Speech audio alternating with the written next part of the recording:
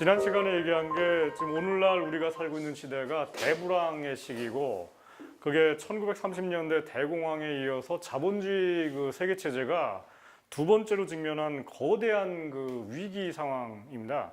1930년대였다면은 이런 경우에는 이제 뭔가 자본주의를 뒤집어 엎는 뭔가 사회주의 뭐 이런 얘기가 사방에서 나왔을 텐데 그게 지금은 그때와는 다른 게 1990년대 초반에 소련이 무너지고 그 다음에 뭐 중국같이 큰 그 사회주의 국가들도 지금 자본주의 시장 경제를 많이 도입하고 이런 식이니까 이제 전 세계적으로 자본주의를 넘어가는 대안이 뭐 사회주의다, 뭐 이 공산주의다 이런 얘기는 많이 안 나오고 그거 대신에 뭔가 이 자본주의 내지는 뭔가 이 자유주의 시장 경제는 아닌데 뭔가 다른 방향으로 나가는 거. 그게 지난 시간에 얘기한 것처럼 이슬람 쪽 사람들이 얘기하는 거. 그러니까 탈레반이라든가 아니면 IS 같은 사람들이 얘기하는 건 이슬람 국가 아닙니까?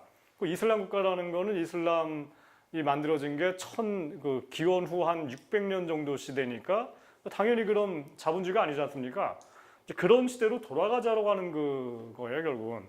그러니까 저는 나름대로 하여튼 뭔가 자본주의가 아닌, 그러니까 뭔가 황금만능주의도 아니고 극단적 이기주의도 아니고 그 다음에 개인주의도 아닌 그런 삶을 살겠다라고 하는 움직임이 지금 세계 곳곳에서 일어나고 있고 그게 어떤 경우에는 IS 아니면 탈레반 이런 경우도 있고 그 다음에 이제 우리나라 경우도 마찬가지인데 이게 이제 여러 가지 이 조류로 나타난다는 거죠. 가령 미국의 이 트럼프 같은 경우들 그러니까 그런 것도 그 지난 시간에 것처럼 일정 정도 마치 30년대에 나타났던 나치라든가 파시즘의 그 요소들이 트럼프가 얘기하는 거의 그 발언을 통해서 거의 그냥 그대로 부활되고 있거든요. 그러니까 인종 공동체, 종교 공동체, 기독교 공동체 이런 것을 얘기를 하고 있고 그리고 이제 역으로 그 나라들에 살고 있는 그 다른 그 못 사는 유색 인종들은 거기에 대한 반발로서 기독교가 아닌 뭐 이슬람 뭐 이런 식으로 이제 반발하고 있는 거고요.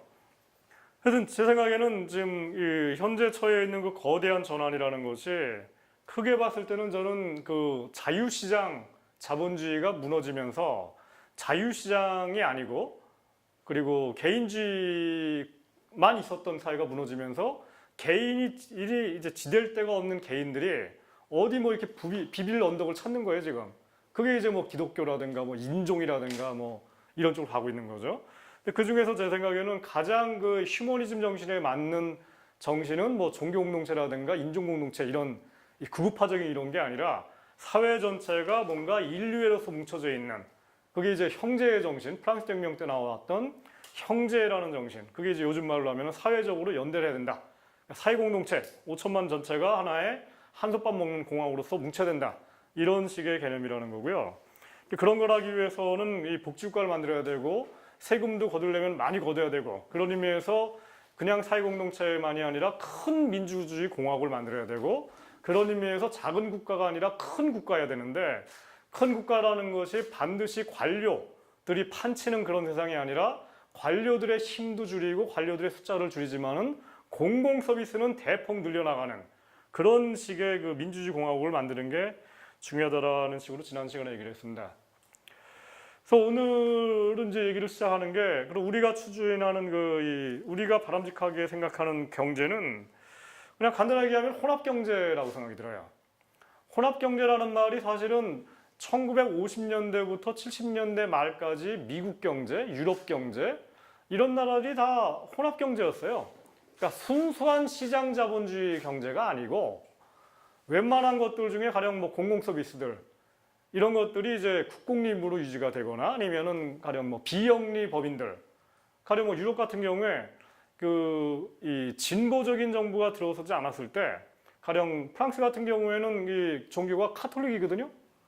독일 같은 경우에는 남쪽은 카톨릭이고 북쪽은 기독교예요. 그 다음에 이 스위스는 기독교고 그러면 이제 우파들은 보통 기독교를 신봉하는 사람들이에요. 그리고 좌파들은 기독교를 믿지 않고 뭔가 다른 방식의 공동체 추진하는 거고 그 우파들이 믿는 거는 하나님의 말씀들인데 예수님의 말씀에 따라 가지고 뭐라고 얘기를 하냐면은 카톨릭의 교리에 따라 가지고 비영리 법인과 유청 같은 것들을 막 만들어요. 이게 이제 이른바 정치적으로 온정적 이제 이 복지국가라고 얘기하는 거예요. 그게 무슨 온정이냐? 하나님의 말씀에 따라서 온정을 베푼다 이거예요. 이런 것도 역시 영리적이지 않다는 의미에서 이 복지국가는 복지국가죠.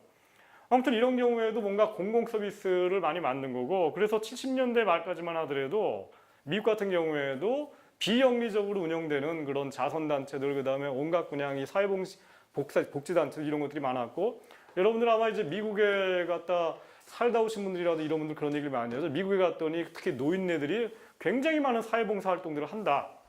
뭐 물론 이제 많이 지난 얘기예요. 그냥 이게 요즘에는 많이 그냥 먹고 살기 힘들어지니까 줄어드는 건데, 70년대, 80년대까지만 하더라도 이런 얘기를 많이 들었거든요. 이민 간 사람들한테.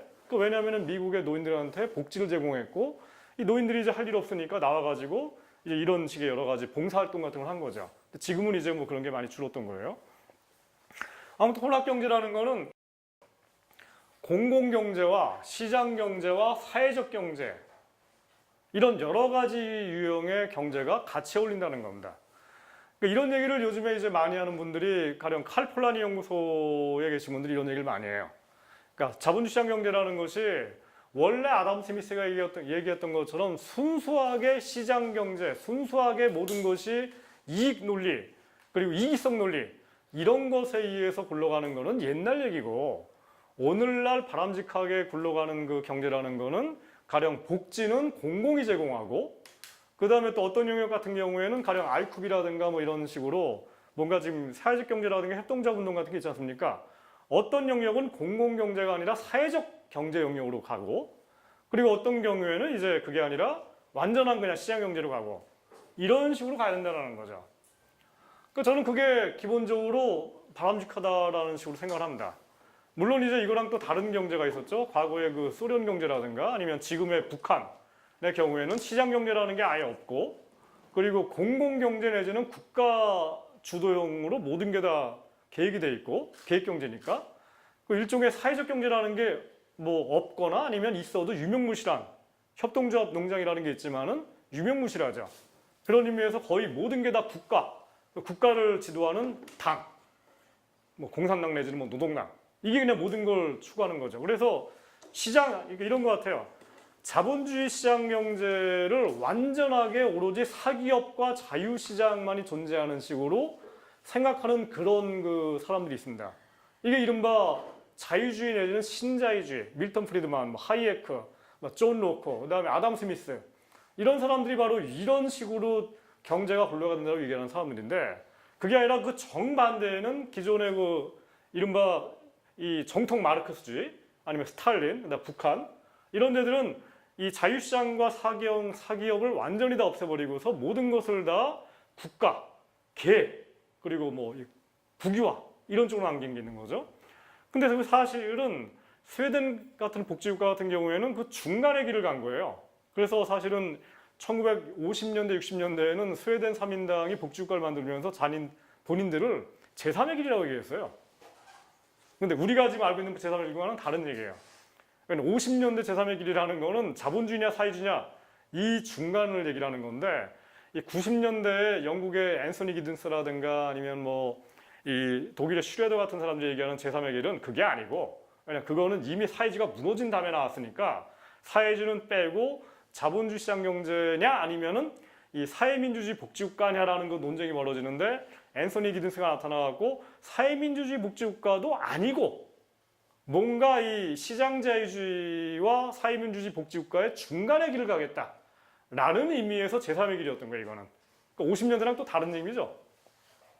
아무튼 제 생각에는 이 공공경제와 시장경제와 사회적 경제가 적절하게 배분되는 게 제가 보기에도 옳다라고 생각합니다. 근데 여기까지는 우리나라에서 지금 시민운동을 하거나 아니면 뭔가 활동을 하는 사람들은 다 동일할 것 같은데, 굉장히 중요한 질문. 그럼 어떤 원칙에 의해서 공공경제와 시장경제와 사회적 경제를 배분하고 이거를 결합시킬 거냐의 문제가 해명이 안 된다는 거예요. 저는 그거에 대한 해명이, 근데 이미 제 강의에서 여러 번 얘기를 했는데, 그거에 대한 해명이 이미 스웨덴 복지국가를 만들었던 빅포스라든가 칼레비 같은 사람들이 이미 거기 나와 있다는 겁니다. 다른 게 아니라 가령 제품 시장, 그러니까 물건을 만드는 거, 이런 경우에는 완벽하게 이 시장 경제로 놔두고 특히 제품 시장, 거기에 비해서 가령 노동력 시장, 그러니까 이제 자기 몸뚱아리밖에 가진 게 없는 사람들, 뭐 대부분 우리나라 사람 뭐 대부분 다 그렇죠. 노동력 시장 같은 경우에는 탈상품화를 시켜나가고, 그게 바로 복지국가죠. 그리고 경제민주화도 마찬가지고, 그러니까 복지국가를 만들어가지고 돈이 없어도 공부를 할 수 있게끔 만들어주고, 양질의 교육을 더군다나 할 수 있게끔 만들어주고, 그리고 또 자기가 굳이 원하지 않는 직장에 들어가지 않아도 되게 만드는 거.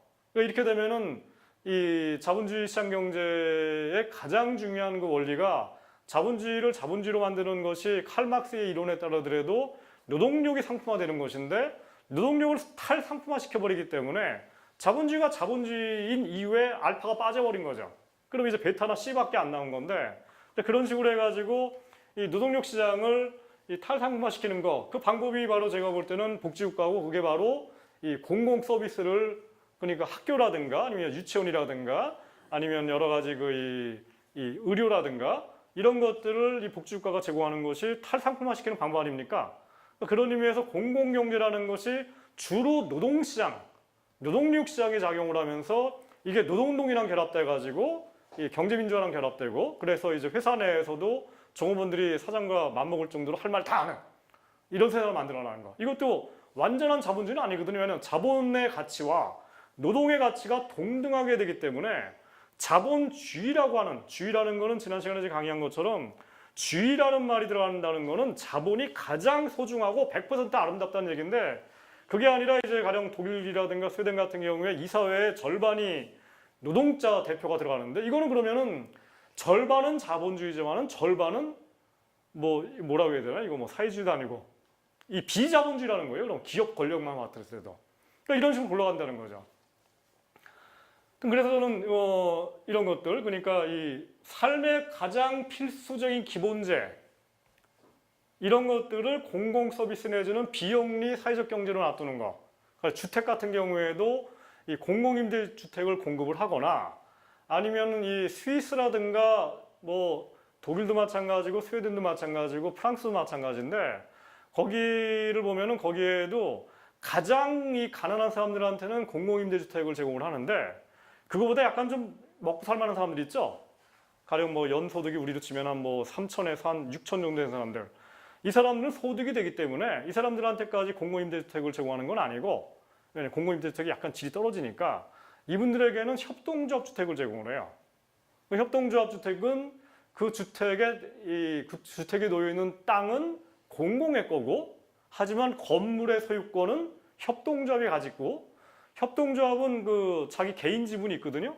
그리고 개인 지분을 가지고 은행 대출을 담보로 잡을 수도 있고, 그런 의미에서 공공임대주택은 소유권이 전혀 없는 주택인데 비해서 협동조합주택이라는 건 자기 개인의 사적 소유가 일정 정도 인정되는 거예요. 그러니까 이런 것들이 유럽에 굉장히 많아요. 그럼 이제 이런 식으로 이 사회적 경제라, 이거 일종의 협동조합이니까 사회적 경제죠. 사회적 경제라는 것도 역시 복지를 제공하는 거에 하나의 수단으로서 작동을 하고 있는 거죠. 그러니까 공공 서비스와 이 사회적 경제라는 서비스를 가지고서 주택이라든가 의료라든가 이런 여러 가지 사회적 서비스를 제공하는 것이 저는 맞다라고 생각이 듭니다. 그러니까 이런 거를 통해서 저는 자본주의를 사회적으로 통제하는 그 메커니즘을 만들어내는 것이 바로 이제 이 혼합 경제라는 거고요. 그 혼합을 하는 그 기본적인 원리들이 몇 가지가 있다라는 거죠. 저렇게 자본주의를 사회적으로 통제를 해야 되고, 공동체적인 원리에 따라서. 그리고 이제 그 과정에서 제품 시장에 대해서는 최대한 경쟁을 하도록 유도를 하고, 하지만 그 경쟁이라는 것이 기술 경쟁이라든가 품질 경쟁에 그쳐야지, 인건비를 깎아먹는 경쟁 쪽으로 나가는 거는 법률을 제정해 가지고 최대한 규제하고, 규제 가지고 안 되는 경우는 아예 그냥 공적 서비스 돌려버리고 이런 식으로 한다는 거죠.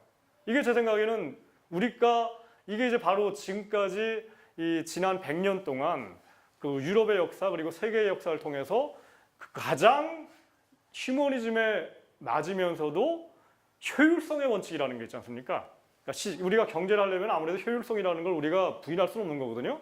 효율성과 생산성을 유지하면서도 휴머니즘의 전통이 가졌던 그 이 인권, 노동권, 사회권 이런 것들을 동시에 지켜나가면서 양자가 조화를 이루는 그런 원리가 이제 지금 이 스웨덴 같은 경우에 만들었다는 거죠.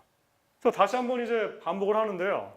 지난 그 2강 때 한번 얘기를 한 건데, 이 자본주의 내지는 자유시장 경제를 사회화한다는 게 무슨 뜻이냐? 왜냐하면 이 사회화한다는 것이 19세기 말 이래로 이 이른바 이 사회주의 내지는 공산주의 운동에서 가장 중요한 테마였어요. 그러니까 영어로 소셜라이제이션이라고 그래요.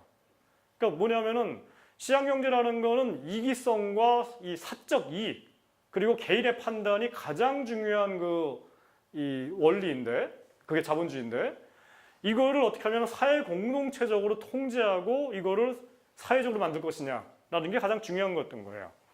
근데 마르크스라든가 레닌이라든가 이제 소련 같은 사람들은 이 사회화를 하는 그 방법 여러 가지 방법이 있는데 그 중에 오로지 하나만 생각을 한 거예요. 뭐냐? 기업의 사유화. 기업을 사유화시키는 거. 그러니까 생산수단을 사유화시키는 거만 얘기를 했던 거예요. 마르크스 얘기를 제가 얘기하는 게 왜 그러냐면요.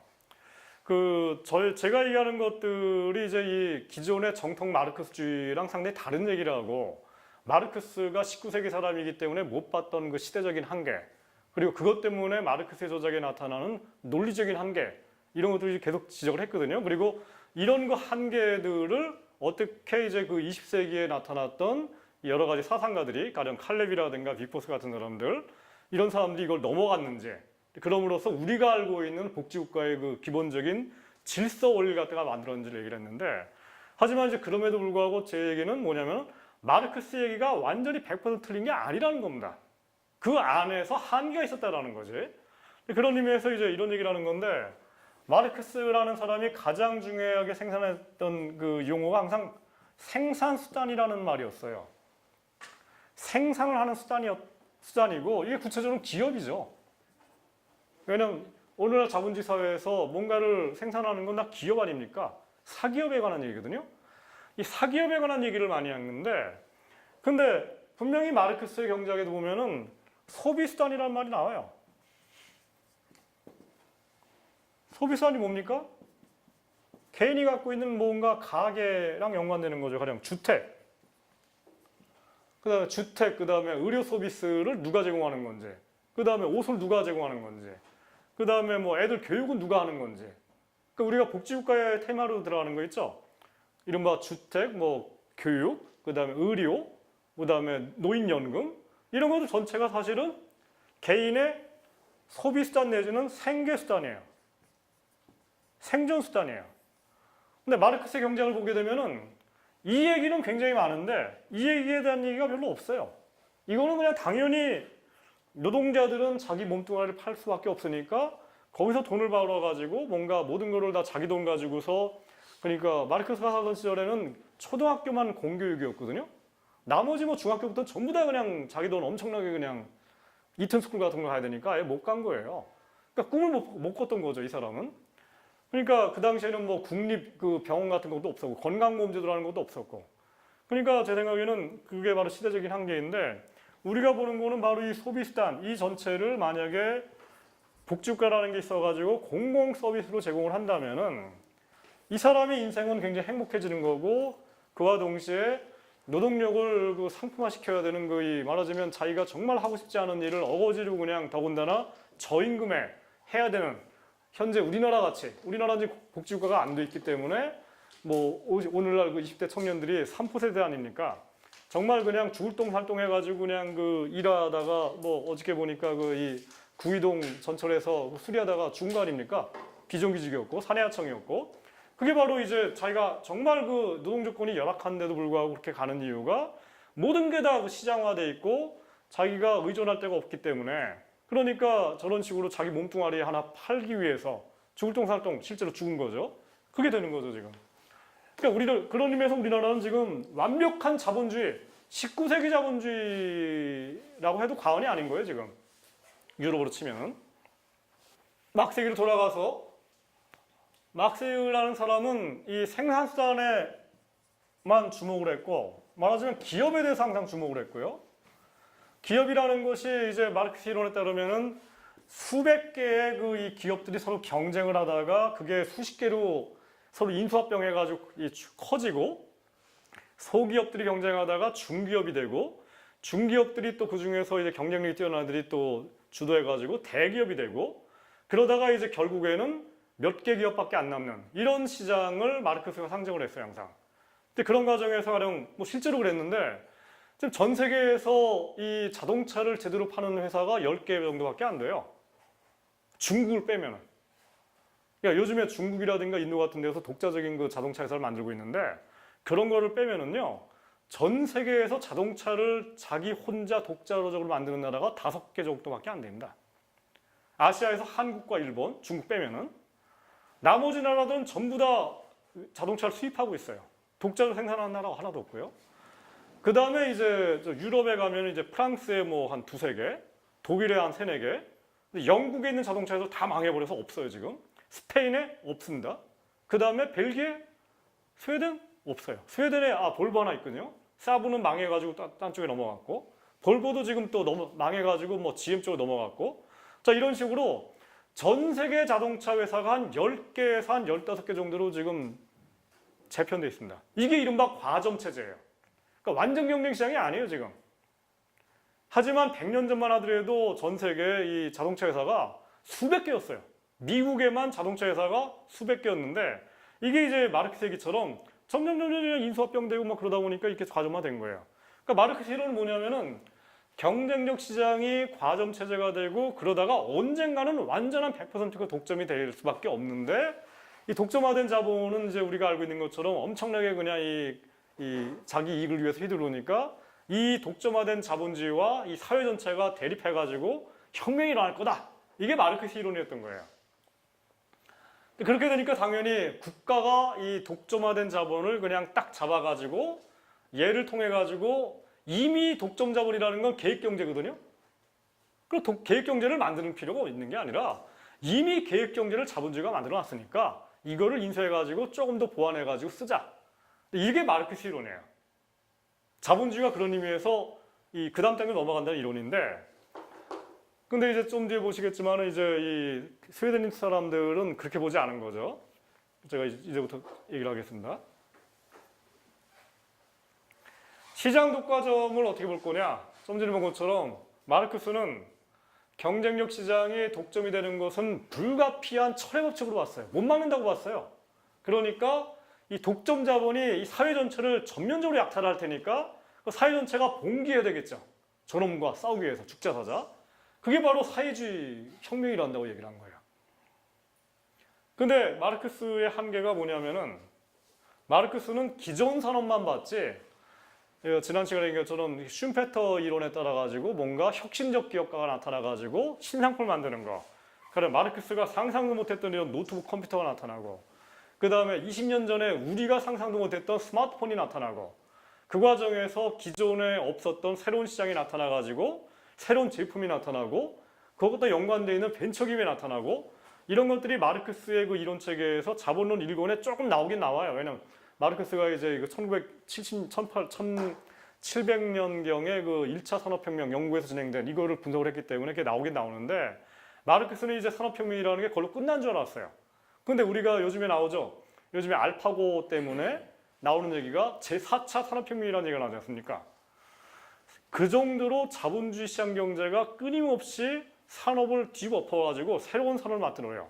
그 새로운 산업이 나타날 때마다 기존의 그 성숙 산업들은 뒤쳐져 버리고 그거 말고 가령 알파고랑 연관되어 있는 새로운 그 벤처 기업들 뭐 아시겠지만은 그 알파고를 만든 게 그 구글이랑 연관되어 있는 영국의 벤처 기업 아닙니까?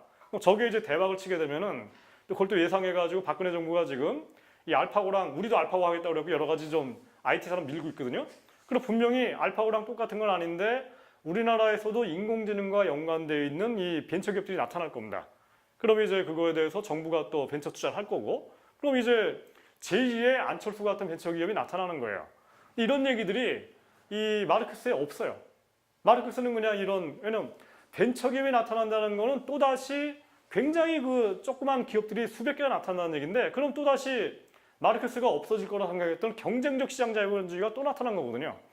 그러니까 이런 게 없다라는 겁니다. 그래서 이제 그거를 경쟁적 시장이라는 것이 굉장히 이 역동적으로 자본주의가 갖고 있는 이 혁신적인 능력을 키워나간다고 얘기하는 게 슌페터인데 슌페터가 어떻게 보면은 마르크스 경제학이 갖고 있는 그 한계를 잘 찍어낸 거죠. 그래서 1990년대 신자유주의 시대부터 슈페르트 경제학이 유행을 했습니다. 우리나라에도 유행을 했고, 그게 이제 우리나라 386 세대 중에 거의 대부분이 소련이 무너진 다음에 사실은 그 IT 담론 쪽으로 푹 빠져요. 그게 뭐 빌 게이츠 이쪽 엄청나게 칭찬하고, 그거를 대표하는 사람이 제가 보기에는 안철수라는 사람이에요. 저 사람이 뜨게 되는 거에 그냥 혼자 뜬 게 아니라, 물론 저 사람은 뭐 학생운동하고 이런 건 아니지만은 80년대 학생운동했던 사람들이 80년대 말에 소련 사회주의 무너지고 그런 다음에 뭔가 새로운 담론을 찾은 게 바로 IT 담론, 정보화 사회 담론, 이런 거랑 연관돼가지고 뭔가 자본주의 체제 내에서 뭔가 이 혁신적인 게 나타나기 때문에 뭔가 이게 우리가 알고 있는 이런 자본주의가 아니다, 이런 식의 담론이었던 겁니다. 여기 또 엘빈 토플러라든가 뭐 제3의 물결 이런 까지 포함돼가지고, 뭐 농담 같은 얘기인데 토플러라는 사람이 68세대예요. 60년대 이제 학생운동하는 게 좌파인데 이 양반이 70년대에 가서 이제 완전히 변하는 거예요. 뭐냐면 IT 기술 딱 보니까 이거 칼막스 얘기한 거랑 다르네. 뭔가 자본주의가 내가 알고 있는 그 자본주의가 아니고, 왜냐면 칼막스가 본 건 전부 다 굴뚝 공장 이런 건데 보니까 뭐 실리콘밸리에는 굴뚝도 없는데 뭔가 이게 자본주의가 바뀌지 않습니까? 그래서 엘빈 토플러가 뭐 얘기하냐면은 이게 자본주의가 아닌 걸로 가고 있고, 그게 바로 정보화 사회고, 정보화 사회가 되게 되면은 누구나가 다 정보를 가지게 되고, 그러기 때문에 이제부터는 소유가 중요한 게 아니라 정보가 중요해지니까 이제부터는 누구나가 다 평등한 사회가 된다, 이런 식의 얘기를 한 거예요. 이게 사실은 IT 담론이에요. 그러니까 386 세대가 IT 담론에 푹 빠진 이유 중에 하나가 정보화 사회가 되고 인터넷이 쫙 보급이 되면은 자본주의가 갖고 있는 이 계급적 대립, 빈부격차 이런 게 없어질 것처럼 90년대, 우리나라 90년대에 생각을 많이 했었습니다. 그러니까 제가 볼 때는 참 어처구니 없는 생각이었던 게, 왜냐면은 실리콘밸리, 어제도 제가 어느 글 보니까 그렇게 나타났는데, 미국의 실리콘밸리가 연봉이 굉장히 높은 동네인데 거기처럼 빈부격차가 심한 동네가 없거든요, 미국에서도. 그러니까 IT라든가 이런 실리콘밸리라든가 슈페르트 담론 같은 것들이, 저는 뭐 저게 뭐 우리가 이용해 볼 가치는 있지만은 지난 시간에 얘기한 것처럼 이 시장 경제, 그다음 혁신적 기업가들, 이 사람들을 우리가 영웅으로 숭배할 필요는 없지만은 이 사람들이 창출하는 새로운 산업, 새로운 효율적인 기업들, 이런 것들을 우리가 훌륭한 일꾼으로서 우리가 키워야 되는 게 마땅하고, 그래야지만 일자리가 창출이 되고 또 이 좋은 세금을 많이 내는 고소득 이 연봉자들이 나타나니까 키워야 되는 건 맞지만은 이 사람들이 우리 사회의 주인이 돼서는 안 된다라는 겁니다. 이거랑 연관되는 게 우리나라 같은 경우에 설탕이 굉장히 담합적인 시장이라는 얘기가 항상 나오고 있어요. CJ 있죠? CJ가 옛날 그 제일제당 아닙니까? 그 다음에 삼양이 설탕을 만들고요. 하여튼 설탕업체가 한 3-4개 되거든요. 근데 이 설탕업체들이 그 한미 FTA 협정에서도 이거를 우리나라 관료들을 구워삶아가지고 한미 FTA 협정에서도 지금 설탕이 완전하게 지금 무관세로 수입이 안 된다는 거예요. 여전히 관세를 갖다 물리고 있는데, 그 바람에 이 CJ라든가 이런 회사들이 항상 이 고수익을 얻고 있는데, 문제는 이게 공정거래법상 담합이에요. 담합이라는 거를 영어로 카르텔이라고 얘기합니다. 근데 마르크스가 살던 시절, 그리고 레닌이 살던 시절, 그리고 이제 지난 시간에 얘기했던 것처럼 뭐 카우츠키라든가 이런 그 이 전통적인 마르크스주의가 살던 그 1930년대까지만 하더라도 유럽 전역에 카르텔을 법적으로 규제하는 장치가 없었어요. 카르텔 규제라는 거는 미국에서 생긴 겁니다. 미국에서 1910년대, 20년대 반독점법이라는 게 나타나가지고 가령 스탠다드 오일을 갖고 있었던 록펠러 있죠? 얘를 강제로 깨버려요. 이게 미국적인 얘기예요. 이거를 한 게 이제 테오도르 루즈벨트 대통령이었고, 우리나라에서 재벌개혁이랑 연관돼 갖고 경제력 집중을 깨야 된다, 공정거래법을 강화해야 된다, 이런 얘기를 하는 게 대부분 다 미국의 그 테오도르 루즈벨트 대통령이 만든 반독점 사상을 가지고 얘기를 하는 거예요. 근데 유럽의 경우에는 이 반독점 사상이 약하거나 없었습니다. 그 이유 중에 하나가 마르크스주의예요. 마르크스주의에 따르면은 독점이라는 건 불가피하고 더군다나 바람직해. 왜냐? 저거를 그대로 우리가 이용해가지고 그 다음 사회인 사회주의로 넘어갈 수 있다고 생각을 했으니까. 이렇게 생각했다는 거예요. 사실은 우리나라의 그 노동계의 일각에 있는 그 사회주의 혁명파 있죠? 여기도 여전히 이렇게 생각을 하고 있습니다. 근데 사실은 제가 볼 때 뭐 앞뒤가 안 맞는 얘기를 많이 하고 있는데 현실과도 안 맞는 얘기를 하고 있는 건데 아무튼 우리나라는 지금 공정거래법이라는 게 있고 거기서 담합이라는 카르텔을 굉장히 심하게 규제하게 돼 있는데 이 공정거래위원회를 이 CJ라든가 이런 그 회사들이 가서 이 공무원들을 고삼죠 로비를 해가지고 그다음에 나중에 이제 퇴직하면은 이제 자기 회사에 사이사 같은 걸로 채용한다고 약속을 하고 이래가지고 이제 이거를 피합니다. 아무튼 다 법 위반이에요. 아무튼 우리나라 같은 경우에는 지금 이 CJ 같은 것들을 이 규제하는 공정거래법이라는 게 있고 이 얘기는 지난 시간에 얘기한 것처럼 마르크스의 생각과는 달리 독점으로 나가는 거를 법률에 의해서 강제로 막을 수가 있는 장치가 미국이라는 나라가 지금부터 100년 전에 만든 혁신에 의해서 밝혔다라는 겁니다. 그게 지금은 독일 같은 경우에 독일에 원래 반독점법이라는 게 없었는데 카르텔 규제도 없었는데 2차 대전 이후에 아데나워 정부 때 질서자유주의라는 사상이 도입이 돼요. 그게 우리가 알고 있는 이 독일의 기독교 민주당 그거 질서인데 여기서 처음으로 독일에서 이 우리나라로 치면은 공정거래법이라는 게 도입이 돼가지고 처음으로 이 독점 내지는 과점을 굉장히 심하게 규제를 해가지고 독점을 강제로 깨버립니다. 그러면서 이제 히틀러가 이용했던 국가독점 같은 것들을 깨버린 거예요. 이게 뭐 딴 여러분들 아는 얘기인데 가령 독일의 그 유명한 그 제약회사들 중에 여러분들 아는 것들 바이에를 알죠? 그죠? 그 다음에 획스트라는 회사 알죠? 옛날에 그저 뭐 비타민 뭐 획스트라는 회사들 이게 전부 다 제약회사들인데 이 제약회사들이 원래는 한 100년 전에는 독자적인 회사들이었는데 이게 대공황을 지나면서 전부 다 완전 100% 독점화돼 버려요. 그 히틀러 때 일부러 이 제약회사들 전부 다 일부러 국가 독점이라고 그래갖고 완전 한 회사로 만들어요. 그래갖고 전쟁을 치른 겁니다. 여기서 온갖 그냥 화약 만들고 뭐 이러는 건데 그리고 나서 연합군이 진군해가지고 이 미국의 그 이 메가던 아니고 이제 마샬 장군이었죠. 여기랑 연관돼가지고 독일의 이 질서자유주의 기독교 민주당이 법을 제정해가지고 이거를 전부 다 쪼개버립니다. 완전한 독점체를 쪼개가지고 만들어놓은 회사가 지금의 바이엘, 획스트, 그 다음에 우리나라에 들어와 있는 그 바스프라는 회사 있죠? 이게 전부 다 강제로 쪼개져 나와서 지금은 경쟁적 시장 구도로 만들어진 거예요. 그러니까 저는 그게 마르크스의 생각과는 달리 지금 보니까 굉장히 바람직했더라 이겁니다. 왜냐하면 그래야지만이 경쟁을 해가지고 좋은 제품, 그 다음에 좋은 기술을 서로 만들 수 있는 시장 경쟁이 지정되니까. 자본주의 시장 경제가 굉장히 역동적이라는 면, 그게 방금 전에 본 그 슌페터 얘기였고, 그거를 우리가 혁신적 경제라고 한번 얘기를 해봅시다. 제가 아는 존경하는 분이 계시는데 박창기 선배라는 분이 계세요. 이분이 이제 뭐라고 일하냐면은 혁신 경제라는 게 있고 이권 경제 내지는 뭐 제가 보기에는 약탈 경제라는 게 있다라는 겁니다. 자본주의 시장 경제 중에서 뭐냐면은 혁신 경제라는 거는 좀 전에 봤던 그 알파고 같은 그 회사들, 가령 뭐 스마트폰을 만드는 뭐 애플의 그 스티브 잡스 같은 사람들, 혁신적 기업가들이고, 그리고 이 시장은 굉장히 경쟁적이고 신생 산업이 발전하고 있고, 그 다음에 굉장히 좋은 생산성이 발전하고 있어요. 이게 우리가 알고 있는 자본주의의 굉장히 긍정적인 면이에요. 저도 칭찬하는. 근데 이게 우리나라 경우에는 유독 어디에 몰려 있느냐? 주로 제조업 쪽에 있어요. 방금 전에 얘기한 것도 전부 다 제조업 쪽이죠. 스마트폰, 그 다음에 알파고도 뭐 일종의 제조업이죠. 이거 저거랑 연관돼 있으니까, 컴퓨터랑 연관돼 있으니까. 그리고 여기는 완전한 경쟁력 시장으로 가는 게 제가 보기에도 바람직합니다. 왜냐?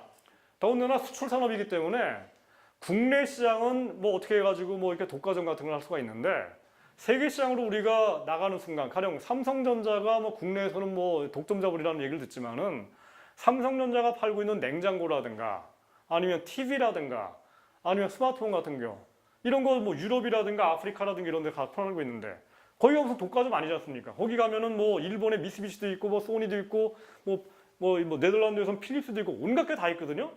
그런 의미에서 수출 시장이라는 거는 완전한 경쟁력 시장이에요. 그렇기 때문에 그 시장에서는 품질과 가격을 놓고서 치열한 경쟁을 벌이고 있는 거고 저는 그 시장이라는 것은 우리가 바람직하게 이용해야 된다고 생각하는 겁니다. 거기 에서 또 다른 시장이 있어요. 이권 경제와 약탈 경제가 있는 시장이 있습니다. 뭐냐면 내수 시장이에요, 주로. 서비스업이랑 연관돼 있고요. 그 다음에 좀 전에 봤던 것처럼 설탕이라든가 아니면 뭐 몇 가지 제품들이 있습니다. 설탕이라든가 대표적인 게 그 석유, 기름. 예를 들어가지고 지금 우리나라 다 아시죠? 이 차 가지고 계신 분들. 국제 유가는 막 확 떨어졌는데 주유소에 가보면은 기름값이 안 떨어져 있어요. 왜 그렇겠습니까? 담합을 하기 때문에. 그 담합을 공정거래위원회가 빨리빨리 잡아가지고 조져가지고 벌금을 몇천억씩 때려야 되는데 이거 조사하는데 몇 년 걸려요? 그 다음에 벌금을 때렸는데 몇천억이 아니라 기껏해야 몇십억을 때려버려요. 근데 그 중간에 이미 이 석유회사들은 이익을 몇천억을 이미 벌었거든요. 그럼 까짓 건 뭐 그냥 벌금 내고 말지 하면서 담합을 해버리는 거예요. 이러면 이거 다 누가 피해를 본 겁니까? 차 끌고 다니는 사람들. 그 다음에 버스 타는 사람들도. 왜냐면 기름값이 올라갔으니까. 다 피해를 보고 있는 거예요. 이거에 대해서는 그는 제가 볼 때는 이 공정거래위원회가 보다 더 이 규제를 심하게 해야 되고 법도 새로 제정해야 되고 지금처럼 약하게 손방망이 규제를 하는 것이 아니라 벌금도 몇천억씩 때려가지고 정말 한 회사 정도는 그냥 망할 정도로 만들어야 되는 거죠. 이런 게 바로 이 수출 제조업이 아닌 거예요.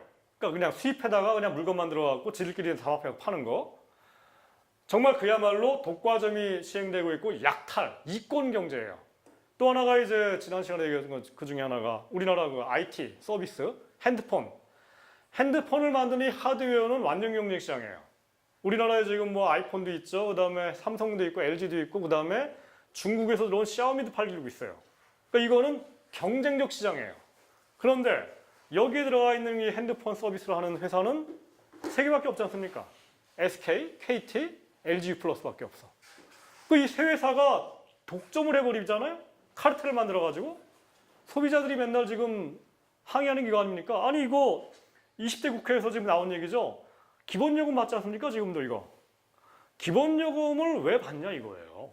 사용도 안 했는데 한 달 내내 통화 한 번 안 했는데 기본요금을 거의 뭐 한 10,000원 정도 받죠? 근데 이게 굉장히 큰 이익이거든요 지금 쟤들한테. 물론 이제 이게 필요할 때가 있었다는 얘기를 이 방송통신위원회가 해요. 왜냐하면 가령 10년 전만 하더라도 SK텔레콤이 너무나 이 독점이 심하니까 KT라든가 특히 후발주자였던 LG를 키우기 위해서라도 LG가 이익을 내야 되니까 LG U+가 이익을 내야 되니까 이 통신요금을 일정 정도 높여준다 이런 논리가 통했는데 LG가 지금 이미 큰 지가 언젠데 아직까지 이 기본요금을 유지합니까? 이거는 별로 도움이 안 되는 거거든요. 그래서 이렇게 얘기를 할 수가 있는데 생산을 사회화시키는 거에 대한 얘기를 주로 칼 막스가 고민했다고 그랬죠.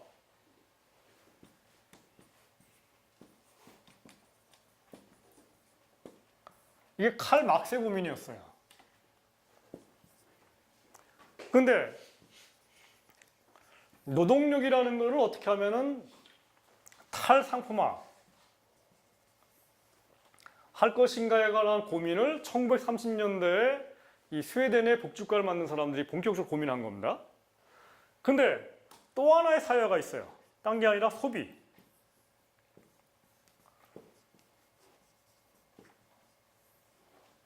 생산과 노동력 시장과 소비 시장은 다르죠.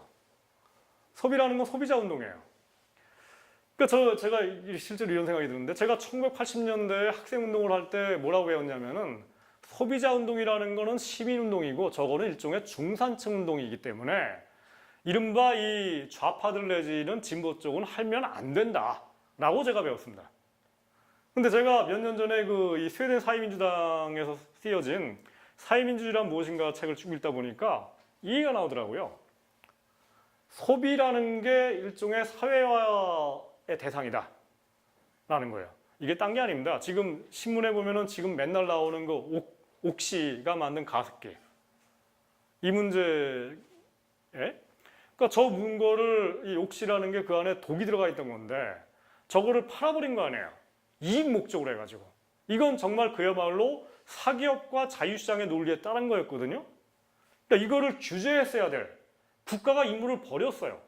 소비자들이 완전히 피해를 다 입었어. 근데 이거에 대해서 보상도 안 해. 법적 장치도 안 만들었어. 그러니까 이거는 말하자면은 소비자로서의 인간이 갖고 있는 인권을 침해한 거예요. 그죠? 그럼 자본주의라는 것을 우리가 여러 가지 측면에서 공격을 할 수가 있는데 그 중에 하나가 노동력 시장이었다면은 소비자 시장이라는 거에서 우리가 어떻게 하면은 소비자라는 게 사실은 사회 전체죠. 왜냐면 이 가습기라는 걸 사용하는 건 사실은 뭐 저는 어떻게 우발적으로 우연히 운이 좋아가지고 저는 가습기에다가 뭐 소독제를 넣은 적이 한 번도 없거든요. 근데 아마 여기도 어느 순간 사용한 사람도 있을 거예요. 그리고 이거는 확률 게임인데 그 얘기 뭐냐면은 5천만 국민으로 구성되어 있는 사회 전체가 사실은 가습기 이 액제 피해를 받은 겁니다. 그리고 이거에 대해 싸우는 거는 일종의 소비를 사회화시키는 사회화 운동이라는 거예요. 이런 식으로 해석을 한다는 거예요. 따라서 이런 이 옥시와 가스 싸우는 저런 운동들을 가령 지금 사회 전체가 지금 공부를 하고 있지 않습니까? 이런 것들에 대해서 저 같은 사람들이 이제 80년대 같은 경우는 뭔가 저거는 이제 이 시민운동들 뭔가 이제 뭐 이렇게 생각했는데 저는 이런 것들을 어떻게 하면은 정말 더 훌륭하게 더 세게 만들 것인지 이런 것들을 해나가는 것들도 우리가 지금 앞으로 해야 될 가장 중요한 과제가 아닌가 생각하는 거예요. 그리고 그런 거에 관한 개념이 소비라는 거를 어떻게 하면 사회화시켜가지고 사회 공동체 전체의 이익을 위해서 이 기업들과 맞서 싸울 것인지에 대한 얘기도 해야 되는 겁니다. 근데 이게 다 아시는 얘기인데 소비자 운동이 발전하게 되면은요 누구랑 부딪힌 줄 아세요? 노동운동과 부딪혀요. 가령 애경이라든가 아니면 이런 거를 만든 그 회사들 자칫하면 그 회사가 망하거든요. 근데 사회 전체 이익을 위해서 봤을 때는 저거를 만든 가습기 회사가 아예 문을 닫는 게 좋아. 근데 문제는 그럴 경우에 거기서 일하는 종업원들 어떻게 하라 이거야. 그리고 그러기 때문에 노동운동 하시는 분들 노동조합에서는 지금 이걸 가지고 또 니들 말이야 뭐러면서 막 이렇게 얘기하고 또 더군다나 이제 이거를 가지고서 하나 더 나가서 저 소비자 운동은 저 뭐 부르주아 운동이라고 엉뚱한 얘기를 하는 사람들이 생기는 거예요. 우리나라 같은 경우 생길 거예요. 그게 아니라는 겁니다. 그러니까 실제로는 그게 아니고 양자가 사실은 만나야죠. 뭐 지금 같은 경우에 이제 예를 들어 가지고 애경 같은 뭐 회사는 모르겠지만은 아무튼 그런 회사들이 문을 닫는 게 옳다라고 한다면은 거기서 생기는 그 실업자들에게 어떻게 새로운 일자리를 구성할지에 대해서도 사실은 사회 전체가 공동으로 머리를 맞대고서 같이 의논을 하는 책임도 있는 거죠. 그분들을 우리가 또 버릴 수는 없는 거 아닙니까? 그러기 위해서도 그분들을 위해서 복지국가를 만들고 또 일자리를 만들고 이런 여러 가지 것들을 해야 되는 거고요. 또 하나는 이 재밌는 얘기인데요. 제가 흥묘백묘라는 말을 씁니다. 중국의 등소평이 1979년도에 그 개혁개방이라는 걸 하기 시작했어요. 그러니까 공산주의 내지는 뭐 이 완전한 계획경제, 옛날 소련식 경제를 벗어나가지고 시장경제를 도입을 하면서 한 얘기가 이 고양이가 쥐만 잘 잡으면 됐지 고양이 색깔이 뭐 크든 이 까만 거든 흰 고양이건 뭔 상관이 있냐 이거예요. 저는 똑같이 얘기하고 싶은데 우리나라에서 진보를 자칭하는 사람들이 항상 하는 얘기가 대기업은 나쁘고 중소기업은 좋다고 얘기를 합니다. 근데 그런 분들의 자녀들조차도 중소기업에 취업하는 것보다는 대기업에 취업하고 싶어요. 그죠? 당연하죠? 자, 그러면은 이렇게 생각할 수 있는데 중소기업이 좋냐 대기업이 좋냐라는 거는 저는 참 무의미한 논쟁이라고 생각합니다. 역사 속에서도. 그리고 제가 좀 전에 본 것처럼 칼 막스 같은 사람들 전통적인 마르크스주의 경제학은 중소기업보다 대기업을 더 좋아해요. 왜? 중소기업은 뭔가 경쟁력 시장인데 비해서 대기업은 뭔가 과점체제고 그 얘기는 그 다음 단계로 가기 위해서 더 유리한 조건이 성숙돼 있다고 보는 거거든요. 이게 원래 마르크스 정신이에요. 근데 우리나라에서 지금 얘기하는 건 거꾸로 얘기하는 거죠. 대기업보다 뭔가 중소기업이 좋고 중소기업이 많다는 건 뭡니까? 보다 더 경쟁적 시장이에요. 그러니까 중소기업 중에서 제일 좋은 거는 그러면은 소기업이겠죠? 소기업이 수천 개가 난무하게 되면 어떻게 됩니까? 소기업들은 아무래도 기술 발전 같은 걸 할 여력이 없어요. 그러니까 소기업들이 판치는 그 업종은 대부분 다 저임금 약탈이 일어나요. 그게 바로 영세 자영업자 아닙니까 지금? 동네마다 있는 그 음식점들, 카페들 과잉일 정도로 많아요. 너무 심한 경쟁이 일어나고 있어요. 그러니까 거기서 이 매출 별로 안 나오니까 이 알바생들한테 인건비도 제대로 안 주고 최저임금도 안 지켜지고 있어요. 그럼 이게 바람직한 세상입니까? 아니죠. 근데 은연중에 그런 얘기를 하고 있는 거예요 지금 우리나라 진보 쪽 사람들이. 하물며 이제 이런 얘기까지 제가 듣는데 뭐 얘기가 듣는 게 아니라 실제로 책에도 이제 그런 식으로 써 있는데 굉장히 진보를 대표하는 경제학들이 그런 얘기를 하는데 복지국가를 두 개로 또 나누어요. 스웨덴 복지국가가 있고 덴마크 복지국가가 있다는 거예요. 덴마크 복지국가는 좋은 복지국가고 스웨덴 복지국가는 나쁜 복지국가래요. 그 책에 이렇게 써 있어요. 왜 그런 거 봤더니 덴마크라는 나라는 대기업이 없다는 겁니다. 중소기업 천국이래요. 그리고 협동조합이 많고. 협동조합 많은 거 당연하지. 덴마크는 농업이 강해요. 농업이. 우리나라 그 FTA 되면서 덴마크제 돼지고기 들어오는 거 알죠? 덴마크제 삼겹살, 덴마크제 햄, 통조림 이런 게 들어와요. 그 덴마크는 농업이 굉장히 강자예요. 그 농업이라는 건 아무래도 대기업보다는 뭐 협동조합 이런 게 강하니까 협동조합이라는 건 정의상 소농들이 뭉친 거거든요. 그래서 소농들이라 이거예요. 바람직하다 이겁니다.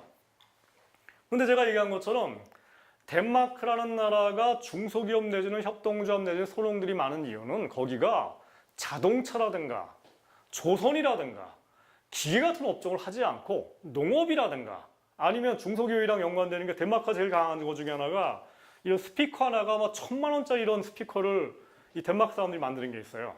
이런 것들은 명품이기 때문에 전 세계 매출이 다 합쳐봐야 10억, 뭐 몇십억 달러밖에 안 돼요.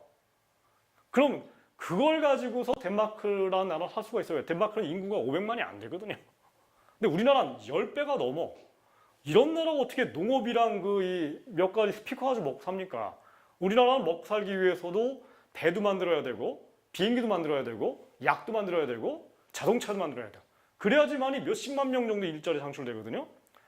근데 그러기 때문에 스웨덴이라는 나라가 덴마크 바로 옆에 있으면서 인구가 덴마크의 2배가 되니까 스웨덴이라는 나라는 대기업이 많아요. 전 세계적으로 굉장히 많고 이 서방 세계 중에서 인구 대비 대기업이 제일 많은 나라가 스웨덴이에요, 사실은. 그리고 또 중소기업이 살기가 힘들었던 게 제가 이제 나중에 얘기했지만은 스웨덴 같은 경우에 그 연대임금제도라는 게 있어가지고 연대임금이라는 게 뭐냐면은 이 어떤 업종에 임금을 천편일률적으로 다 똑같이 올려버려요. 그럼 중소기업들은 아무래도 이 고임금을 줄 수가 없으니까 망하게 되죠. 그 망한 영역을 누가 치고 들어갑니까? 대기업들이 치고 들어가죠. 그 대기업은 효율성이 좋으니까. 그러는 과정에서 사회민주당이 집권한 기간 동안에 저임금밖에 못 줄 수밖에 없는 중소기업들은 많이 망해버렸고 고임금을 줄 수 있는 능력이 되는 대기업들은 많이 성장을 해버렸어요. 그러다 보니까 스웨덴이라는 나라는 대기업이 많은 나라가 된 거예요. 유별나게 대기업이 많아요. 근데 이거를 가지고서 우리나라는 진보 세력이 나쁘다라고 얘기를 해. 아니 이게 왜 나쁜 거야? 고임금 일자리가 많아졌는데 그게 나쁜 겁니까? 아닌 거죠? 제가 보기에는 그런 의미에서 이게 정말 중요한 얘기인데 우리가 목표로 하는 그 세상이라는 거는 중소기업이 많냐 대기업이 많냐 이게 중요하지 않다는 거예요. 이거는 어디까지나 방법 내지는 수단이라는 겁니다. 지난 시간에 얘기했던 것처럼 제가 우리가 지향하는 그 경제 질서의 가장 중요한 원칙은 사기업과 시장이라는 것이 머슴으로 훌륭한 일꾼으로 일을 하면서 일자리 많이 창출하고 세금 많이 내고 이러면 된다는 겁니다. 이 사기업이 중소기업이건 대기업이건 이거는 중요치 않다는 거예요. 어떤 업종을 하는데 그게 대기업이 잘한다? 그럼 대기업을 키우는 거죠. 예를 들어가지고 제가 뭐 항상 지론이지만은 우리나라 같은 경우에 지금 세계적으로 봤을 때 자동차 산업 중에서 그 차세대 자동차가 전기차거든요. 전기차를 잘할 수 있는 가장 좋은 환경이 있습니다, 우리나라가. 왜냐? 전기차의 제일 중요한 게 배터리예요. 배터리를 전 세계에서 가장 많이 생산하는 회사가 우리나라예요. LG랑 그다음에 그 삼성 SDI 이쪽에서 만드는 게 주로 이 핸드폰에 들어가는 그 배터리거든요. 근데 이거를 쌓으면 자동차용 배터리가 되는 거예요. 여기서 만든 배터리가 LG에서 만든 배터리가 이미 BMW, 폭스바겐, 그다음에 뭐 이런 전 세계적으로 유명한 그 자동차 회사에 지금 다 들어가 있는데 문제는 국내에서는 전기차를 안 만들고 있어요. 못 만들 거예요. 정부가 안 도와줘가지고 지금 인프라가 구축이 안 돼가지고. 근데 미국의 캘리포니아라든가 중국 같은 경우에는 지금 그 이 충전소 인프라 쫙 깔고 있거든요.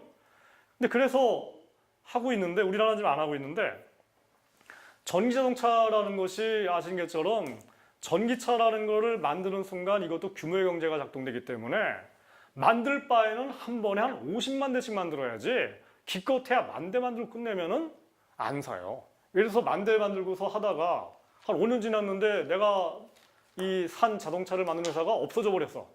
그럼 AS는 누구한테 왔습니까? 이런 거를 염려하기 때문에 사람들이 그 회사 거 안 사요. 그렇기 때문에 자동차처럼 내구성이 한 10년, 20년 되는 회사들, 이런 제품들은 10년, 20년 뒤에도 저 회사가 존재할 건지를 보기 때문에, 그러기 때문에 브랜드까지 연관되고 대기업 걸 사는 겁니다. 그러면은 전기차라는 거를 대기업이 잘한다. 그럼 당연히 우리가 집권한다 하더라도 전기차를 하는 거는 대기업이 잘하니까 대기업에 정부가 도와주는 게 맞는 거죠. 왜 그걸 중소기업을 도와줍니까? 하지도 못할 애들을 갖다가. 이런 식으로 가야 된다는 거고요. 그래서 대기업이건 중소기업 간에 좋은 일자리 만들고 기술력 발전 잘 시키고 그 과정에서 경제성장 잘하고 그런 과정에서 좋은 일자리가 만들어지면 아무래도 근로속세를 할 사람들 많아지고 그러다 법인세도 많이 만들어지고 이거 아닙니까? 이렇게 해가지고 복지국가를 만드는 세원을 많이 만드는 게 제일 중요한 거죠. 저는 앞으로 우리나라가 수출 제조업을 여전히 키워야 된다고 생각합니다. 제조업이라는 거는 진짜 이 물건을 만드는 거기 때문에 우리나라 국내 시장 5천만 가지고는 만들 수 없는 것들이 많아요. 가령 비행기를 만들었다. 제트 여객기를 만들었다. 어떻게 국내만 팝니까? 국내 수요가 몇 대나 된다고. 그죠? 아시아나항공이랑 제주역밖에 없어요. 아니면 뭐 국내 제도 가는 것밖에. 만들 바에는 뭐 1년에 한 100대씩 만들어가지고 유럽에도 팔고 인도에도 팔고 중국에도 팔고 이래야 되죠. 근데 그 정도가 되려면은 벌써 뭐 미국의 보잉사, 그 다음에 유럽의 에어버스 같은 회사랑 치열하게 경쟁할 각오를 해야 되는 겁니다. 그 정도 품질까지 올라가야 되는 거고. 그런 것들을 당연히 중소기업, 벤처기업이 할 능력이 안 되겠죠. 비행기라는 거는 벌써 미국의 시애틀에 있는 그 보잉 그 공장은 거의 부지가 여의도의 몇 배 정도의 부지예요. 거기서 하루에 한 두세 대씩 비행기를 만드는데 그 정도가 되면은 자본금이 몇백조 정도가 되고 이 정도가 돼야지만 비행기가 만들어지는 거예요. 그러니까 우리나라에 지금 한국우주항공이라는 회사가 있는데 거기서 만드는 거 뭐 그 정도 여객기가 아니라 기껏해야 그냥 뭐 전투기 그냥 1년에 몇 대씩 만들고 이러는 정도. 근데도 불구하고 자본금이 몇 조거든요. 저런 것들을 우리가 만들어야 되는 거죠. IT, NT, BT 이쪽 우리가 해야 되고요. NT 산업이라고 얘기하는데 그게 뭐 NT가 다른 게 아니라 주로 우주항공 같이 굉장히 정밀도가 높은 것들이 대부분 다 NT 산업이에요. 그 다음에 BT, 바이오 쪽이죠. 최근에 그 센트리온 같은 회사들 성공했지 않습니까? 우리나라가 지난 20년 동안 이 사회가 안 좋아지고 그 다음에 이 대학 입시 제도가 어떻게 보면 안 좋아지는 바람에 나타난 그 이 사이드 이펙트 중에 하나가 똑똑한 애들이 물리학이라든가 기계공학 같은 걸 하지 않고 다 의대를 가버려요.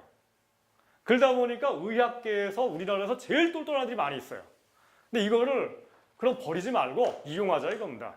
제일 똑똑한 의사들이 많은데 이 사람들 괜히 개업해가지고 그냥 또 뭐 돈 벌려고 하면서 그냥 건강보험제도 자꾸 망가뜨리려고 하지 말고 그렇게 하지 말고 이 사람들과 함께 세계에서 가장 중요한 이 발전되어 있는 의료 인프라 같은 걸 만들어가지고 제약성을 발전시키자 이겁니다. 어차피 우리나라 제일 똑똑하니까. 그런 능력도 있고요. 그런데 1970년대에 그 이 수출 제조업에서 제외된 업종들이 있습니다. 그러니까 건설, 금융, 라면, 설탕, 우유 이런 것들이 70년대 중화고파에서 제외된 제품들이거든요. 왜 그럴까요? 딴 게 아니에요. 우유? 수출하기 쉽지가 않죠. 상하니까. 설탕? 설탕은 우리가 수출할 수가 없어요. 쿠바에서 원당을 수입해가지고 그냥 가공 좀 해가지고 국내에다 파는 거지. 아니 이까짓 거 베트남은 왜 못합니까? 필리핀도 하고 다 하는데. 수출할 수가 없어요. 그 다음에 라면? 라면은 수출할 수가 있죠. 신라면은. 시니까. 근데 아시겠지만은 이 외국에 나가는 순간 이 태국제 라면 있죠? 이게 안 시고 안 맵고 슴슴하면서 이 서양 애들하고 입맛엔 그게 더 좋대요. 물론 이제 입맛이 갈리는데 제가 독일에 있을 때 그 이 독일 애들하고 얘기를 해보면은 어떤 때는 태국 라면이 맛있고 어떤 때는 우리 라면이 맛있는데 그냥 한마디로 얘기해서 다 좋아 이런 얘기를 하는데 아무튼 간에 농심라면 수출을 아무리 해봐야 1년에 1,000억밖에 안 해요. 저거 가지고서 농심라면의 일자리가 기껏해 한 500명 창출됩니다. 그 연관된 하청업체가 발전이 안 돼요. 거기에 비해서 자동차 회사가 하나 만들어지게 되면은 거기 들어가는 뭐 핸들, 그 다음에 들어가는 뭐 피스톤 부품 같은 게 돼가지고 연관되어 있는 하청업체들이 1차, 2차, 3차 같은 게 많이 만들어지게 되고 그 과정에서 현대차에서 10만 명이 고용되면은 연관된 고용이 몇십만 명이 만들어지는 걸 이미 알고서 일부러 자동차 산업을 키운 거예요. 아시겠죠? 근데 지금은 그게 아니라 하청업체가 많으니까 저런 새끼들 나쁜 놈들이다. 이러지 계속 욕을 먹고 있죠. 아니 욕먹을 거면은 차라리 아예 하청업체가 없는 업종을 선택을 하거나 라면 공장만 만들면 돼요 그러면은. 아시겠죠? 엉뚱한 얘기를 하고 있다는 거예요 지금. 물론 그 얘기가 다 틀린 건 아닌데 자동차라든가 전자라든가 조선 같은 산업들을 일부러 키운 이유는 거기에 하청대로 연관되어 있는 연관 산업이 많이 방출돼 갖고 일자리가 좋은 게 많이 만들어지니까 일부러 했다는 거예요. 똑같이 우리나라가 지금 키워야 산업이 제가 우주항공을 자꾸 얘기를 하는 게 우주항 산업이 안타라 가지고 비행기를 만들게 되면은 그 안에 들어가는 거 온갖 부품들이 그 회사 하나 못 만들거든요. 그 연관되어 있는 산업들이 전부 다 새로 만들어져야 돼요. 말하자면 우리나라가 미국에서 있는 그 시애틀 같은 데 있는 그 보잉 회사 같은 걸 만들게 되면은 시애틀 근처에 있는 그 부품 조달 회사들이 다 새로 만들어지면서 새로운 신규 창업, 중소벤처기업들이 엄청나게 새로 만들어야 됩니다. 이거는 좋은 거죠? 그죠? 도와줘야 되는 거죠. 건설이라든가 금융, 증권, 그 다음에 이런 내수업들 여기랑 연관되는 게 바로 노무현 정부부터 시작해가지고 이명박 정부랑 박근혜 정부가 추진했던 FTA. 한미 FTA 할 때 주된 논리가 뭐였습니까? 한국의 제조업, 삼성전자라든가 현대차 여기는 이미 국제 경쟁력에 도달했기 때문에 시장을 완전히 열어도 아무 손해가 없다는 겁니다. 오케이, 맞는 얘기예요. 근데 문제는 여기 있죠. 내수시장. 정부가 또 이런 얘기를 해요. 지금도 이런 얘기를 해요. 우리나라 내수 서비스업이 여전히 생산성이 떨어진다. 선진국의 3분의 1밖에 안 된다는 이런 얘기를 합니다. 그렇기 때문에 TPP를 해야 된다 얘기를 해요. 근데 만약에 이걸 열잖아요? 완전히 다? 그럼 이제 다 넘어가는 거죠. 넘어간다는 얘기는 이제 뭐 한편에선 뭐 미국계 기업들이 들어와서 접수할 수도 있고 그게 아니라 이제 그런 경우도 있지만은 그게 아니라 가령 이런 식으로 얘기를 하죠. 정부는. 그래 미국의 월마트가 들어오도록 허용을 했더니 월마트가 들어와가지고 이제 미꾸라지처럼 휘저어놓으니까 우리나라도 뭔가 이 기존의 유통 조직들이 효율화되더라 이런 얘기를 해요. 효율화된다는 게 딴 게 아니라 국내 재벌들이 월마트를 모방해갖고 이마트, 홈플러스 이런 것만 만들어낸 거예요. 그러다 보니까 이제 옆에 그 자영업자들 망한 거죠. 근데 아무튼 이게 경제학적으로 효율화돼가지고 생산성이 높아졌다는 겁니다 이게. 이런 얘기를 하면서 아무튼 결론적으로 월마트가 나갔지 않습니까? 그러기 때문에 결론적으로는 뭐 우리나라 기업들이 전부 다 외국에 넘어가는 게 아니라 국내의 서비스업이 발전되는 거에 이 시장 개발이라는 게 도움이 됐다 이런 얘기를 하는 겁니다. 그러니까 똑같은 논리로 우리나라 외환은행을 외국에 팔아버렸고 그러면서 미국에 이제 첨단 은행 기법이 들어와가지고 휘저어 놓게 되면은 우리나라 은행들이 살아남기 위해서 똑같은 짓을 해야 되고 그러다 보면은 뭐 외국 애들 나갈 거다. 실제로 뭐 시티은행 같은 게 지금 못 버티고 나가고 있어요. 근데 어떻게 됐습니까? 그 과정에서 우리나라 은행들이 완전 미국식으로 은행을 영업을 하고 있죠. 뭐냐면은 다 아시죠? 은행 같은 데 가면은 ATM 수저 지금 다 띄고 있고 옛날에 없었던 것들. 오로지 수익성 원리에 따라서 경영을 하니까 이익은 많이 내고 있는데 국민경제당 기여는 거의 그냥 사라져버린 이런 식으로 하고 있는 거예요. 이게 이제 그 논리라는 겁니다. 제 얘기 뭐냐면은 이권경제를 사회적 경제 내지는 공공경제로 바꾸자는 얘기를 아까 했지 않습니까? 이게 주로 연관되는 게 내수시장이에요. 건설, 부동산, 주택. 건설 쪽에서 오신 분들 계시는데 이게 뭐 해외 나가서 뭐 물건 짓고 이건 뭐 그냥 나 상관하지 않겠다는 거예요. 내수시장에서 얘들이 주로 어디랑 연관되어 있습니까? 관이랑 지자체, 중앙정부랑 연관되어 있고 이른바 토건적을 만들고 있어요. 부동산 시장을 항상 띄우려고 하고 있고 그러니까 이게 일종의 담합이죠. 카르텔이에요 다. 그 다음에 금융과 보험 뭐 정용훈 선생님 안 오셨지만은 이 경우에도 다 이게 금융위원회라는 데가 규제를 해가지고 규제를 한편에서 하면서 동시에 일정 정도 이 완전 경쟁 시장이 아니라 우리나라에서 지난 20년 동안 신규로 시중은행에 허가받은 게 없거든요. 그러니까 일종의 카르텔을 구성하고 있는 거예요. 은행들끼리. 그러니까 여기서 일종의 이 약탈을 하고 있는 거죠 지금. 그 다음에 유통, 도소매, 그러니까 이마트라든가 이런 데 마찬가지고 그 다음에 레저, 숙박, 스포츠, 문화예술 여기도 마찬가지인데 레저 같은 경우에 아시는 것처럼 웬만한 데 가면 콘도들 있죠. 콘도들 다 재벌들이랑 연관된 거 다 아시죠? 건설회사랑 연결돼 있고 그 다음에 그 뒤에는 다 지자체장들과 연관되어 있는 공무원들하고 연관되어 있고 이게 다 비리의 온상들이요. 다 김영란법에 의해서 다 이제 지금 잡아먹을 애들이고 그 교육, 사교육 시장 다 마찬가지고 그 다음에 내수제조업들 아까 본 것처럼 이런 영역이 바로 이제 우리나라에서 재벌들이 요즘에 그 수출 제조업을 새로 발굴하기가 힘드니까 특히 재벌 3세, 4세 같은 놈들이 이 새로운 수출 제조업을 해야 되는데 가령 이 재벌 3세들이 전기차를 만들어 갖고 자기가 이거를 자기 이름 걸고서 하는 거는 쉽지가 않아요. 왜냐면 이걸 하려면은 전기차 시장에 대해서 굉장히 전문적인 안목을 쌓아야 되고 이러는데 그러기에는 자기보다 더 뛰어난 그 현장 출신의 전문 경영자들이 있지 않습니까? 그거 내가 폼이 안 나잖아요. 금방 돈을 못 벌겠고. 그러니까 이런 거 안 하죠. 이런 걸 하지 않고 바로 그냥 자기가 뛰어들면 돈을 벌 수 있는 거. 그게 뭡니까? 재벌 3세사들이 돈이 많으니까 이 돈 가지고서 이제 공정거래위원회 출신의 공무원들 같은 애들 이제 영입해가지고 규제를 막 풀죠. 거기다 FTA 같은 거 하면은 규제를 더 쉽게 풀 수가 있으니까 이런 거 해가지고 주로 뭐 영리병원이라든가 아니면 콘도 같은 거 만들고 아니면 뭐 골프장 같은 거 질 때 이제 뭔가 규제 다 풀어버리고 이런 식으로 손쉽게 지출하는 거예요.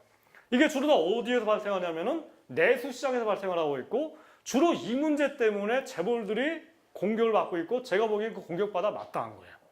저랑 장하림 선생이 재벌들랑 옹호하고 있다는 얘기를 하는데 이 옹호하는 측면은 딴 게 아니라 수출제조업이랑 연관되어 있는 혁신경제 측면만 옹호하는 거지 재벌들이 그게 아니라 건설업이라든가 금융업이라든가 이런 온갖 내수시장 속에서 정말로 손 안 대고 코 풀면서 기술 개발도 하지 않고 들어오는 거 있죠. 이런 것들은 정말 가차없이 저는 규제하고 저는 감옥에 보내고 감옥 보내야 되는 게 정말 불법이 너무 많거든요. 여기는. 감옥에 보내는 것만 하는 게 아니라 저는 대안경제를 마련한다는 겁니다. 공공경제, 협동조합 경제를 구축해가지고 주택의 경우에 지금 뭐 대부분 다 지금 사기업 그냥 분양주택인데 그게 아니라 공공소유 임대주택이라든가 협동조합 같은 비영리주택 같은 것들을 대대적으로 만드는 것들을 차기 대통령이 아예 대통령 사업으로 시작을 해야 된다는 겁니다. 교육 같은 경우에도 국공립대학 같은 것들을 어떻게 하면 더 늘릴 건지 지방공립대학들을 사립대학들을 줄이고 그다음에 레저라든가 스포츠 문화예술 이런 것들이 대부분 다 지금 사기업한테 넘겨가 있죠. 콘도미니엄 쪽에 넘어가 있고 이런 것들을 어떻게 하면은 이 공공 쪽으로 할 것인지 가령 레저 같은 경우에 이제 뭐 그런 얘기를 많이 해요. 가령 뭐 아이쿡 같은 데서 레저 시장으로 진출해가지고 협동조합형 뭐 캠핑 문화 같은 것도 어디 만들 건지 이런 것들 얘기를 하거든요. 저는 굉장히 중요하다고 생각합니다.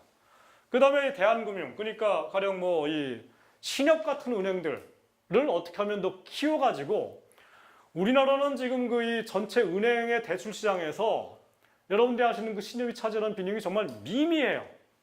근데 네덜란드 같은 나라들은요 전체 금융 대출 시장 중에서 절반 정도가 협동조합 금융이에요. 그 얘기 뭡니까?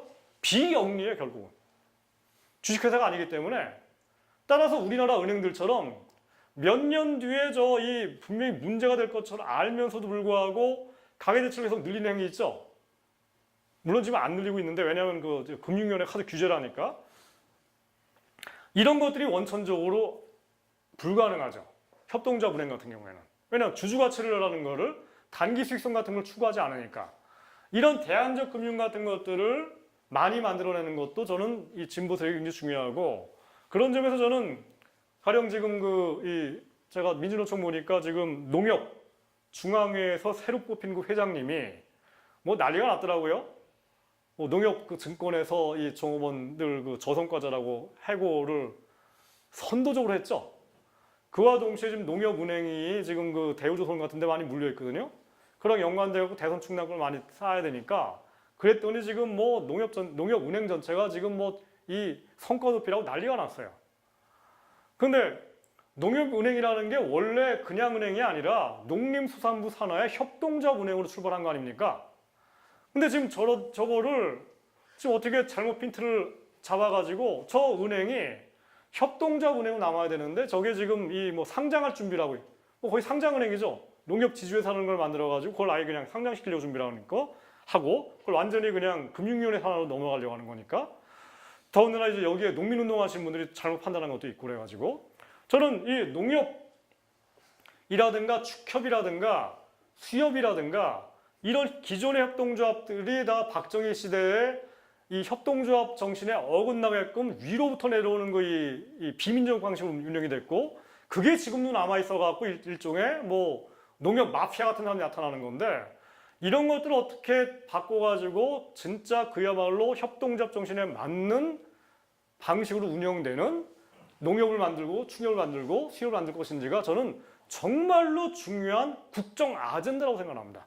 차기 대통령이 반드시 해결해야 될 문제라고 생각하고요. 이 노무현 정부가 이거 하려고 하다가 너무너무 복잡하고 이 복마전이니까 안 건드렸거든요. 저는 근데 저런 것들을 해결하는 것이 정말로 이 사회적 경제를 만들고 우리나라의 그 이권 경제를 척결하는데 정말 중요한 거라고 생각합니다. 뭐 제가 들은 얘기로는 농협 이 회장 선거하는데 이 국정원이 개입한다고 그러더라고요. 아시죠? 많이 드셨죠? 왜냐하면 농협에 워낙 이권이 되는 자리가 많으니까 이게 뭔가 내려올 자리들이 많으니까 뭐 이런 거란 얘기를 해요. 그거랑 연관되는 게 세월호죠. 뭐 세월호가 이제 국정원 소유라는 얘기가 많은데 그게 국정원이 이제 비자금 관리하다 보니까 이제 이 몰래 운영한 그 회사가 그 회사라는 얘기가 있지 않습니까? 근데 그런 거랑 국정원이 운영했다는 얘기는 뭐냐면은 결국은 이 뭔가 공개되지 않은 투명하지 않은 이 약탈 내지는 이권이 존재한다는 거고 국정원이라는 데서 이런 것들과 연관되어 지금 세월호가라는 게 터졌을 가능성이 있다는 건데 증거가 아직 안 밝혀졌지만은 그것과 연관되는 것도 제가 볼 때는 이 농협이라든가 이런 이 기존의 이 관피아들과 연관된 것들이고 이런 것들을 다만 그냥 뭐 감옥 보내고 이런 식으로 척결하는 것만이 아니라 대안적인 그 사회적 경제 내지는 이런 것들을 어떻게 만들 것인지가 저는 앞으로 우리가 해야 될 굉장히 중요한 과제라고 생각하는 겁니다.